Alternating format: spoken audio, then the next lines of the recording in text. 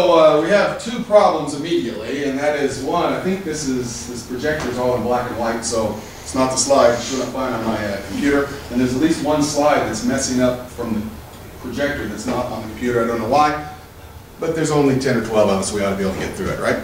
So anyway, like Austin said, my name's Andrew Holmes. I am a professor at Brigham Young, so I appreciate you still letting me on campus, all that sort of thing. So we have our student newspaper is named The Daily. We're better than everybody else. So anyway, I'm excited to be here with you. I want to talk about something that is something of a passion of mine. That's the idea of economic policy and economic development. And the genesis for this, or what everyone should know and why I'm a conservative, the genesis for this presentation actually comes from this building, right? And this, unfortunately, is the slide that's messed up. But last year, the Republicans had their Lincoln Day dinner down below us, just 100 yards that way, right? And what happened, and you can't see the pictures, but as I was leaving the dinner that evening, my wife and I, we walked past this young man and the old man. If you could see the younger man, someone like your age, talking to an older gentleman, and the older gentleman asks a question. He says, "Hey Toby, how you doing?" Says, "Why are you a Republican?" Okay? And the response was, "Because I want low taxes." Now, don't get me wrong, okay? I absolutely believe that we need low taxes. But is it because what MSNBC says, that we're all just, filthy, greedy bastards, or is it because that makes for good policy? And what I want to do is talk about why this is a hallmark of conservative thought. So I want to make sure that we all understand that. So yes, I want low taxes. But I want low taxes not because it's good for me, but I want low taxes because it's good for me and it's good for my children. Right? So anyway, that's what's going on. So when I think of at least my brand of political thought, what I would capture, or if you wanted to force me to bring conservative thought into a single sort of catchphrase or term, this would be it. It's rugged individualism. I realize that this is Harrison Ford, who's a raging liberal, but I thought, I'm not going to let him co-opt the Indiana Jones character. So anyway, sort of rugged individualism, the notion that we are going to not only support, but celebrate individual achievement, and we're going to require those who are of sound mind and body to put forth a full measure of effort into taking care of themselves. Right? So I don't see anybody in the public policy arena arguing that if there is somebody who truly cannot compete, who cannot take care of themselves because of physical or mental impairment, then we ought to let them live under an overpass, right? So it's no one arguing that. All we're saying is that as individuals, we need to be rugged, we need to celebrate individual achievement, individual accomplishment. Okay, this is this idea of family support as a center of this social structure.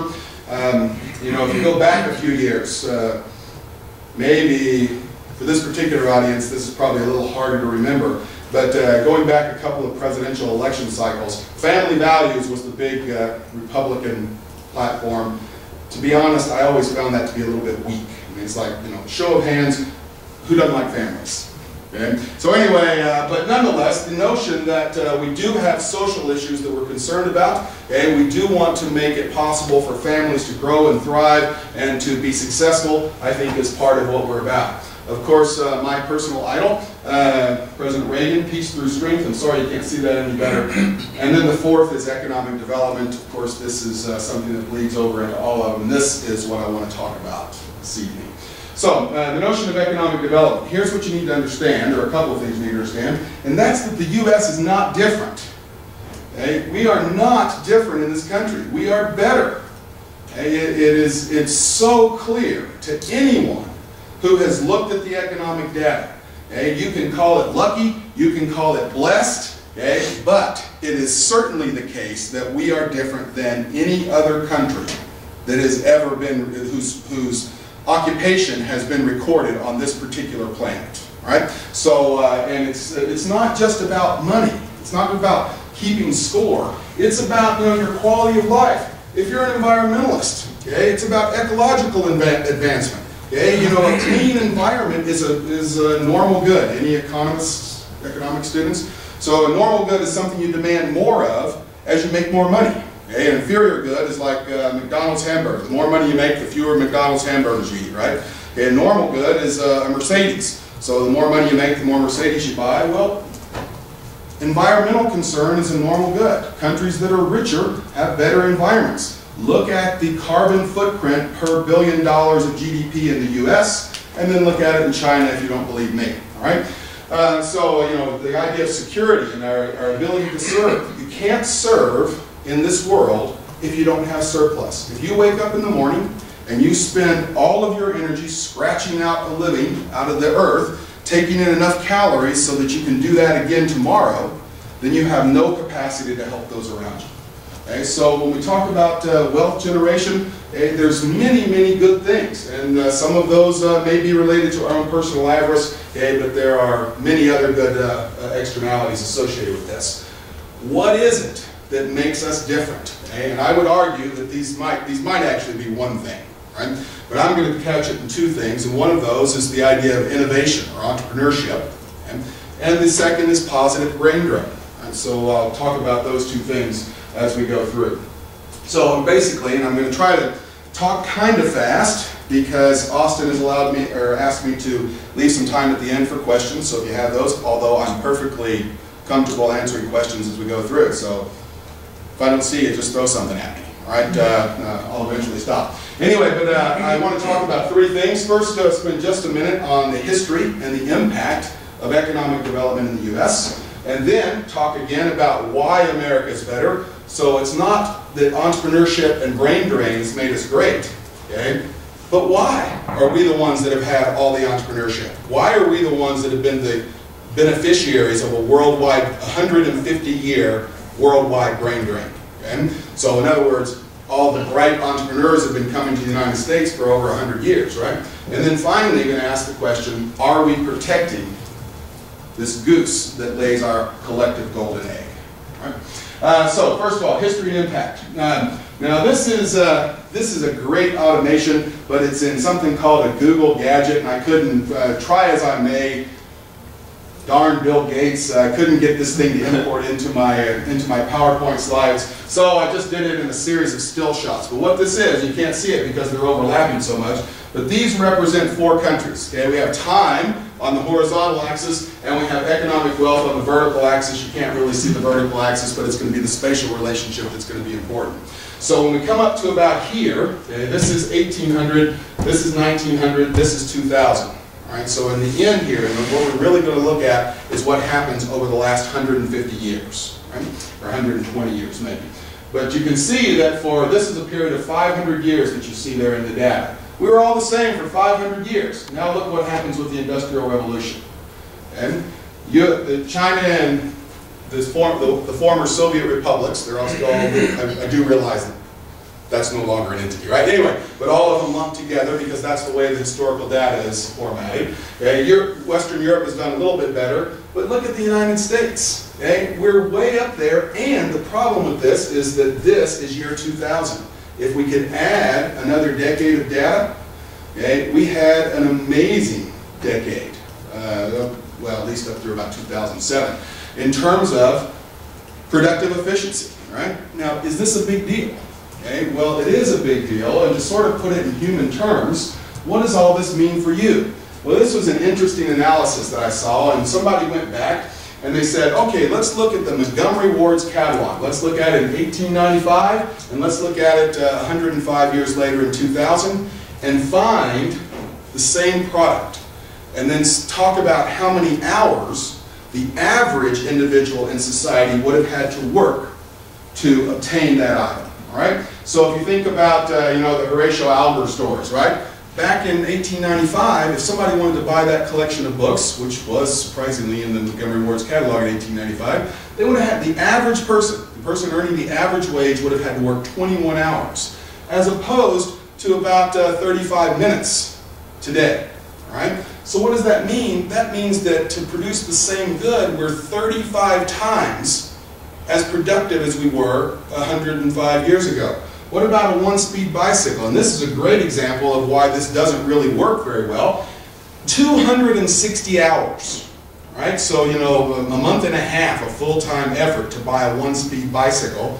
Today, 1 day, right? So, in a 7-hour day, a 36-fold increase in our productive capacity, and that still doesn't capture the real difference because the bicycle in 1895 weighed 45 pounds. The tires would have taken you a grand total of, 30 miles, okay? And it's going to fall apart in less than a year. Today, you can buy a one-speed bicycle. You can ride all the way across the country on a single set of tires, and the whole thing weighs, 17 pounds or something like that. So this doesn't even consider the quality improvements. A cushioned office chair, those types of things. You see the increase here. This is actually the most telling one. Okay? So why does the Steinway piano have such a lower multiple? And the reason is because a Steinway piano is handmade.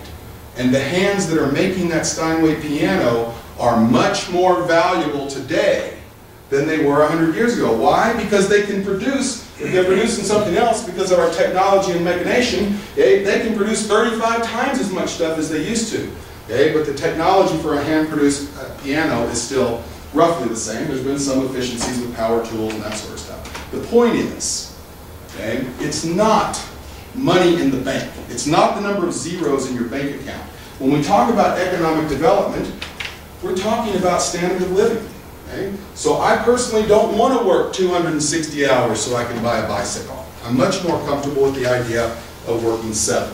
Right? And that's what we mean by economic development. Okay? And it has been, if you look at it for any one year, from 1895 to 1896, okay, or 6 to 7, the increment's fairly small.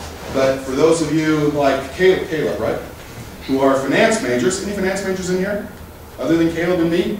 No? Then you understand the idea of compounding, right? So you get a 1% increase, but next year you get a 1% increase of the total, including the increase from last year, right? So sort of interest on your interest thing, all right? So anyway, so that's been the idea. We've had this great increase in our productive capacity that has led to a standard of living that is inconceivable by most generations to inhabit the planet, right? So anyone ever been to Versailles? Okay. So, well, it's this magnificent palace, right? And it is intended to entertain 2,000 to 3,000 guests for 20 to 30 days at a time. Not one bathroom. Anyway, so aren't you glad you live today, right? All right, so which brings up the question, what exactly did they do? There's lots of gardens at Versailles. So, yeah, no, they do all the gardens. So, anyway, but in wintertime, that's still not going to be much fun, right? All right, so why are we different? Okay, and a couple of reasons here. The brain drain has been obvious. Okay? We have been overwhelmingly the beneficiaries of this. For 150 years, if you have been energetic, motivated, willing to take calculated risks, which country on the planet has been the one that would let you achieve your goals? We also let you fail, okay? But we would let you try. Okay? Well, it's been the United States, and we have been overwhelmingly blessed because of immigration into the United States. And I know immigration is a hot debate. I have some fairly strongly held opinions on that. We'll talk about it in a little bit before we're done.